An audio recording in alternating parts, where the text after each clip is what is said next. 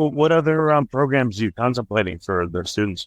That's the main program that I'm working on right now. It also, we do some kind of more intensive workshops that are a little bit more focused on, one of the particular things that I'm talking about, whether we're talking about building self-love, self-confidence, or just talking about strategies on, what you should do when it comes to going outside your comfort zone. What does that baby step, uncomfortable challenge look like for you? I guess for me, it looks a lot different than what my challenges were, 10 years ago. Because that's the beauty of it. Your comfort zone kind of grows. So you start to go a little bit further and a little bit further. And for me, that became addictive, because when I started to feel that growth that I got from that and realize I'm safe in this situation. Anxiety doesn't need to come out for me anymore. So I can just go and I can raise my hand in class and I'm not feeling anxious about it anymore. And so I just continued doing on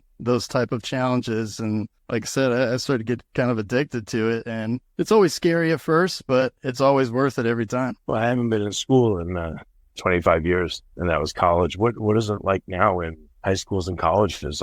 Does no one speak except the teacher because they're too anxious, or how has it changed in your observation? I'm not in school anymore either. It's been about 10 years or almost 10 years. But for me, the biggest thing from high school to college was when you got into college, they actually kind of graded you on, participating in class, which was a big shift for me, because I was I spent my entire life trying not to answer questions, and now I have to in order to be able to, get this 10% or 15% of my grade. And that was actually one of the first challenges I ever did, was to just raise my hand one time in every class and just ask or answer a question. And so, I just started doing that. After doing that for a while, that's when I started to feel the results of it. And I just kept continuing on to do stuff like that. Well, I remember in high school, my biology teacher had us pair up with another student, and we had to teach one class on, the brain or the leg or whatever it was. And I remember doing that with, a friend of mine, and looking out on the audience of kids, and, no one says a word, and they're just kind of looking at you with,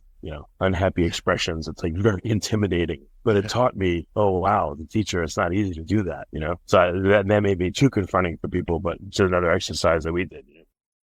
Before we continue, I've been personally funding the Finding Genius podcast for 4.5 years now, which has led to 2,700 plus interviews of clinicians, researchers, scientists, CEOs, and other amazing people who are working to advance science and improve our lives and our world. Even though this podcast gets 100,000 plus downloads a month, we need your help to reach hundreds of thousands more worldwide. Please visit findinggeniuspodcast.com and click on Support Us. We have 3 levels of membership from $10 to $49 a month, including perks such as the ability to see ahead in our interview calendar and ask questions of upcoming guests, transcripts of podcasts you're interested in, the ability to request specific topics or guests, and more. Visit findinggeniuspodcast.com and click Support Us today. Now back to the show. Yeah, absolutely. Yeah, getting over kind of the stairs. I can remember just feeling like the expectation that I was supposed to be great, and then I felt like I wouldn't meet that, so then I'd feel even worse about it. But yeah, that's exactly why I took the elective of speech class in college, because I knew I was terrible at it. I knew I needed to be better at it. So I was like, okay, I'm just going to force myself to go and do this. One of the things I found helpful for me is if I could get people to laugh in the beginning, even just a slight chuckle, it would make me feel much more comfortable, and I could be able to speak the rest of the time, just kind of freely and just being authentic Kyle and not feeling like a robot, like I have to, get through these slides, and I could just kind of have fun with it. What about your TEDx talks? Was that crazy stressful? And do you tell your students about what that experience was like and show them? Yeah, that was definitely stressful. There's definitely a lot of expectation on myself to do great, to be perfect, at least in the beginning. It's a TED Talk. I wanted it to be the best possible. And so I tell this story all the time. I remember I was waiting on the person in front of me to finish speaking, and I was just kind of standing side stage, just kind of watching them speak. And I could just feel it in my chest of oh, I can't mess up. I gotta rock this thing. I gotta do really good. And then I kind of stopped for a second. I was like, you know what? No, I'm not going to try to be perfect. I'm just going to go out there and I'm going to have fun. Like, I don't care if I mess up or stumble over my words. Like, I just want to go out there and make sure that I have so much fun doing this. And that's the energy that I went in with that.